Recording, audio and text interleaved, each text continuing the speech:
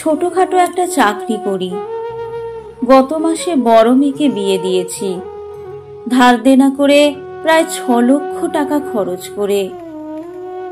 একটু আগে মেয়ের ফোন। বাবা, কেমন আছো? হ্যাঁ মা, ভালো আছি। তুই ভালো আছিস তো? হ্যাঁ, আছি একরকম। এইভাবে বলছিস কেন? তোর শ্বশুররা খুশি হয়েছে তো?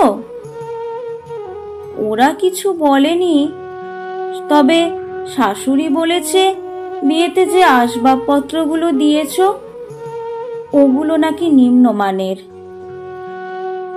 তখন আমার চোখের জল টলটল করছিল। আচ্ছা মা, তোর শাশুড়িকে বলিস, পরে না হয় তাদের পছন্দ মতো কিনে দেব। বাবা শোনো, তুমি আমাদের বাড়িতে পুজোর কাপড় জামা দেবে না? হ্যাঁ মা, দেব। কেন? তুমি কাপড় দিও না। ননদ বলেছে কাপড় দিলে নাকি সবার পছন্দ হবে না, কাপড় না দিয়ে টাকা দিয়ে দিতে। ওই 30,000 টাকা মতো দিলেই হবে, তাতেই সবার হয়ে যাবে। আচ্ছা মা, তুই চিন্তা করিস না, আমি এখনো বেঁচে আছি। আমার বুঝতে দেরি হলো না, এতক্ষণে মেয়ের চোখের অনেক জল গড়িয়ে পড়েছে। আচ্ছা বাবা, এখন রাখি তাহলে। আচ্ছা মা, ভালো থাকিস। রাতে ছোট ছেলে বাড়ি ফিরে আমাকে বলছে, বাবা তুমি আছো? হ্যাঁ আছি, কিছু বলবি?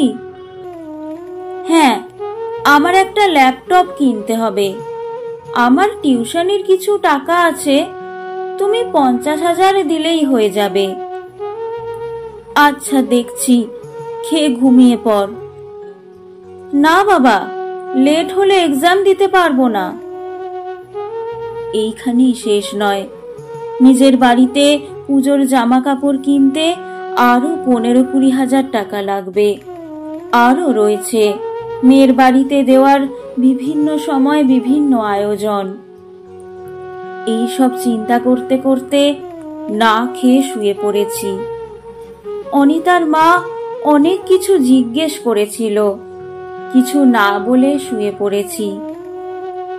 মাথায় একটা বিষয় কাজ করছে, টাকা টাকা আর মেয়ের সুখ।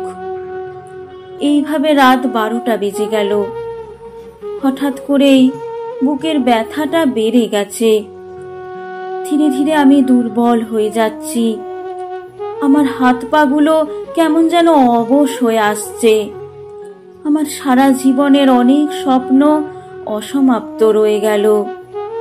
সেই চিন্তাগুলো এখনো আমার পিছু ছাড়ছে না। পরদিন সকালবেলা সবাই কান্নাকাটি করছে।